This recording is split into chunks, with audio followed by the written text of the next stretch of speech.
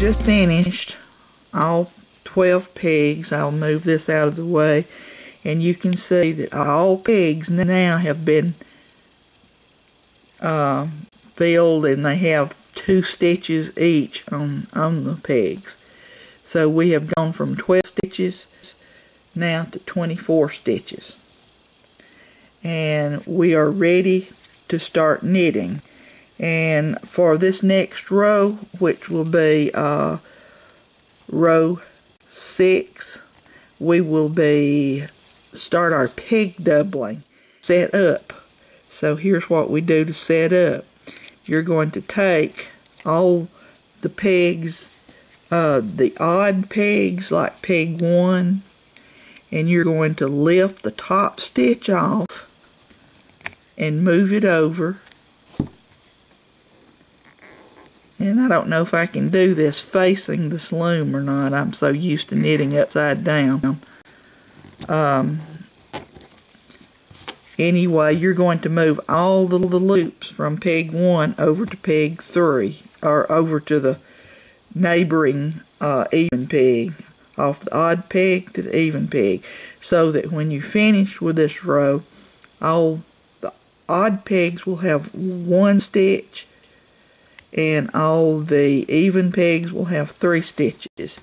Our row set up, and we're ready to knit on row 3, or excuse me, on row 6. And this is where we start our peg doubling.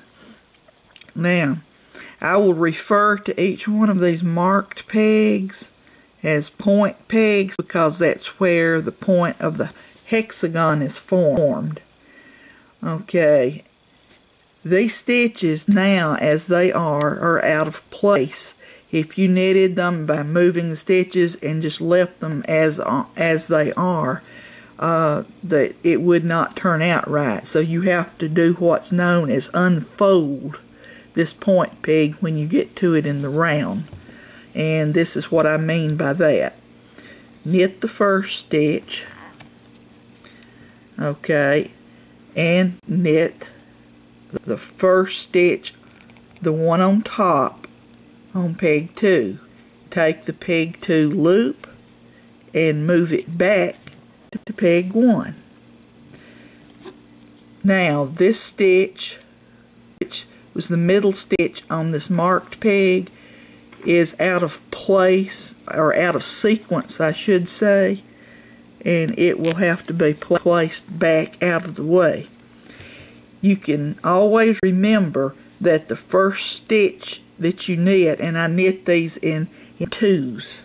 The pegs are always knitted in 2s, and the first peg you knit in 2s will only have 1 stitch on it. Like I'm going to knit these 2 pegs next, and knit that off, knit this one off, and now move the one on the 3rd peg back to the 2nd peg. Okay, now I'm ready to knit the next 2 pegs, and here we have this peg with 1 stitch and the next one with 3, so just knit the top one. Move the top stitch over and back to the 3rd peg. Now we need to finish unfolding this point peg and put that middle stitch over out of the way. Now we're ready to knit the next 2 pegs. Knit that peg, the marked one, and this one. Move this one over. Finish this row up.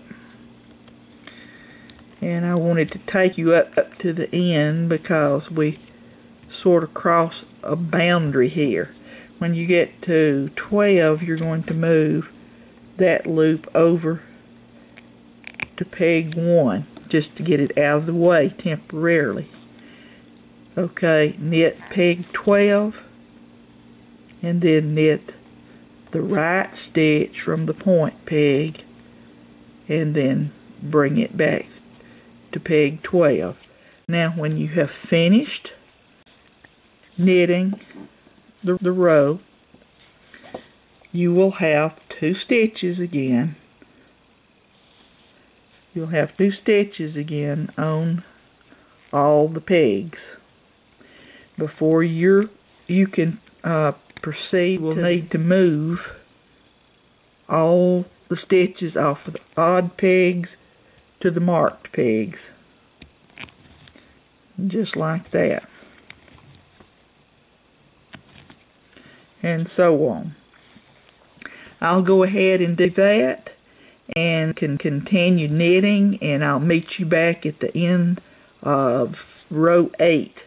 Row 9 is made just a little bit different from the other, since that's the row that forms the outer edge, and just stop when you get to row 8.